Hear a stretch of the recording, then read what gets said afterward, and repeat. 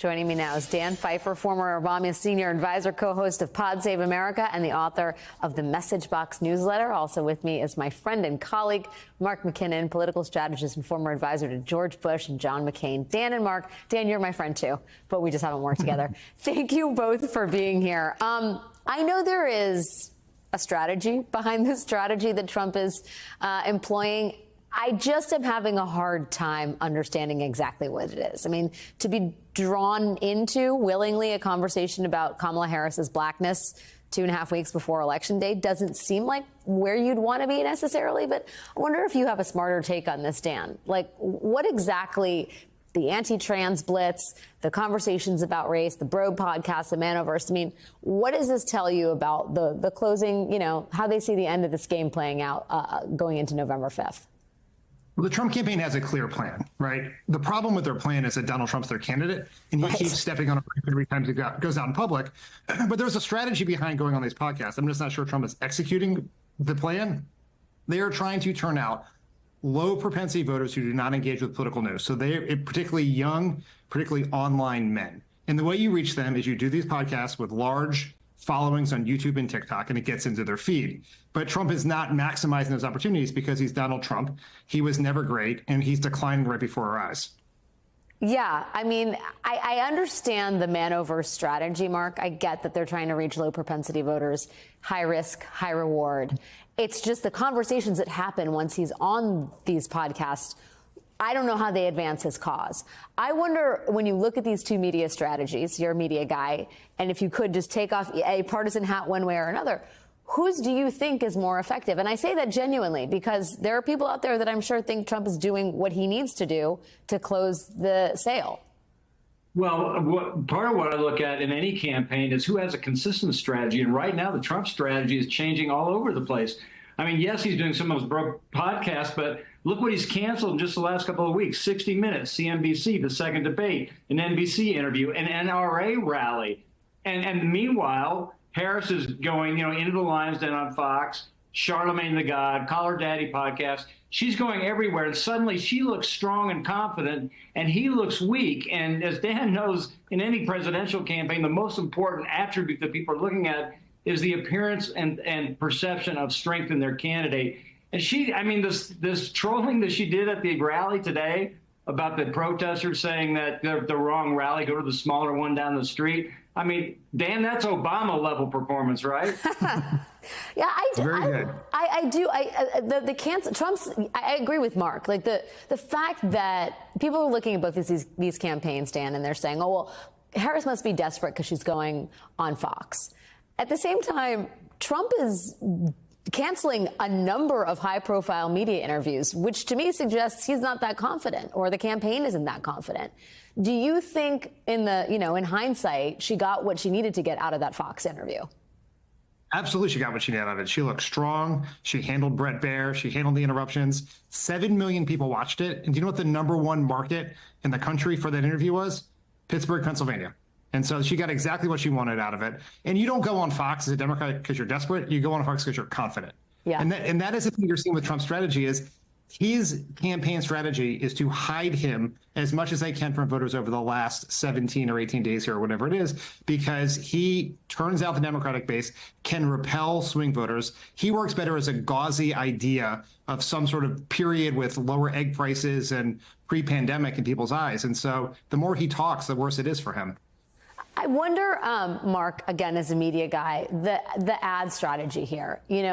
Harris has ads that cover the waterfront, right? It's everything from Trump's fascist anti-democratic tendencies to her, economic plan for the country, to the question of abortion. We played some of them. Those are the official campaign ads. Then there's Future Forward, which we'll talk about in a second.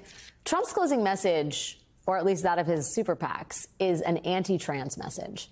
Can you talk to me about that and how the Republican Party thinks that's a good idea? That's the winning message? That's what you want to, that's your walkout music in the closing days of this race?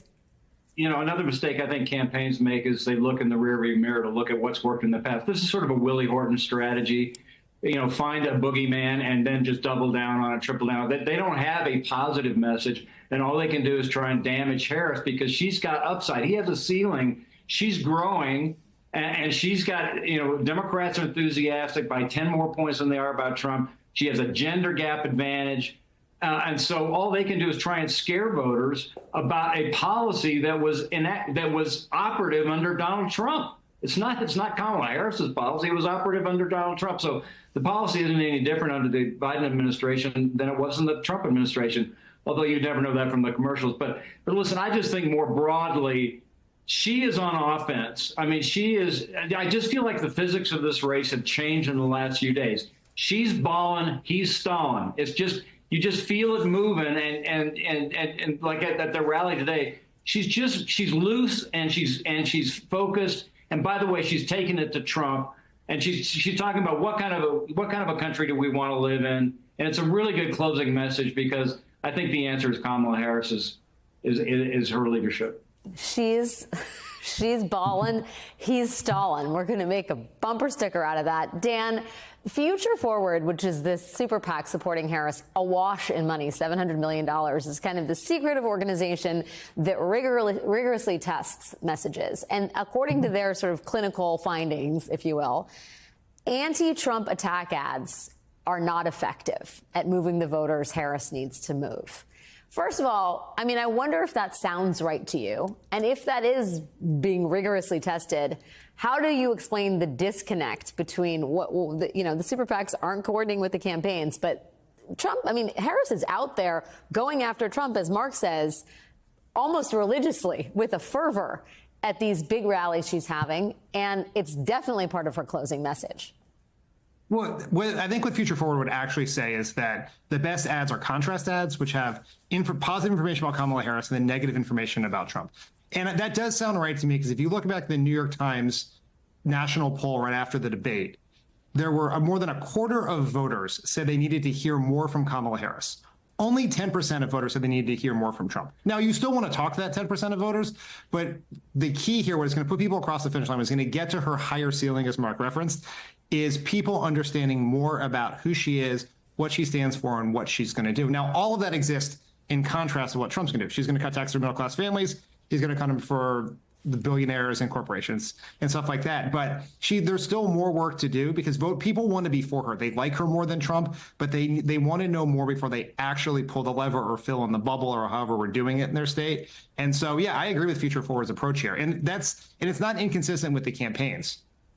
I wonder, when we talk about where everybody's heads are at, how much the polling matters, not as a sign of who's going to win, but in terms of changing the vibe shift, if you will. How much it's a matter of instilling confidence in your team, if you will, your voters ahead of Election Day, and whether that's going to translate to an actual victory. Mark, Dan has written very, very essentially, if you will, on his Substack about these excess of conservative polls that have come out in the last few weeks and what those are meant to do. And he makes the point, and I'll let you talk about this more in a second, Dan, that on the first count, these polls are coming out. They're being put out by conservative outlets because Republicans believe in the bandwagon effect in politics. They believe that undecided voters are going to side with the person they think will win. So if there are a whole bunch of polls showing Trump will win, then Trump voters and undecided voters are going to feel confident going to the ballot box. Second, and more importantly, the polls showing Trump winning are the predicate for the big lie 2.0. They must argue that Trump would have won absent some phantom voter fraud. If and when Trump loses, he'll be holding up the junk polls as evidence the election was stolen. On the first count, does that sound right? Trump voters, undecided voters want to vote for the winning side. Everybody wants to vote for the winning side, and I do think Republicans are much better at this. They're great at putting out sham polls, creating an artificial sense of confidence, and just creating a bandwagon effect. Meanwhile, the Democrats are just great at bedwetting and whining and freaking out over every poll. But I just wrote about this in Vanity Fair, and I think it's a fair point that Republicans are trying to create a bandwagon effect with these polls that are very suspect. And you just have to put that away and say, listen, polls are either being rigged by Republican pollsters trying to create a bandwagon effect, or they're modeled after the 2020 election, which was an election where people may have voted for Joe Biden. I did. but they weren't excited about it. And they may have voted for Donald Trump, but even those voters weren't particularly excited about it. So this election, who are they excited about? They're excited about Kamala Harris. So look at the enthusiasm. I mean, as you said earlier, it's a turnout game, right? There's no undecided voters out there. It's just who's going to vote. And if you have an enthusiasm advantage of 10 points and you have a gender gap advantage of 10 points, I know where I'm betting my money. It's on Kamala Harris. I think she's going to win. I think she might win easily. I'm just gonna take issue with the bedwetting thing because, Dan, and I know you've talked about this, it's a really close race. And if you're worried, if you're a Democrat, if you're a Republican and you're worried here, that's not baseless. This is an insanely tight race, Dan. I think panic's good. I think panic's good. Right, and that could. The problem in 2016 was enough people did not panic. So panic's good. Bedwetting's great. And your second point in this writing, Dan, that these junk polls are going to be used to justify election fraud is reason for everybody to panic. Yeah, absolutely. Look, Mark is hitting it. There's Democrats and Republicans have approached this differently over the years. They want to create an image that they're going to win, and we want people to be worried that we're going to lose so that they'll turn out. Now, what's different in this election, which I think the Trump people have not accounted for, is when Obama was running, high turnout was good for us. All those low propensity voters, the poll said we're going to vote for Obama if they turned out. The opposite is actually true in this race, where the lower propensity voters, people less likely to vote, are leaning more pro-Trump. And so they are using an old playbook for what may be a new environment. And for the big lie, this, like, everything Trump is doing here is to set up for an attempt, an ability to contest the election by whatever means necessary afterwards. And these polls are a piece of that plan. Dan Pfeiffer and Mark McKinnon, sages of the campaign trail. Thank you guys both for your time. It's great to see you. Ticket snacks.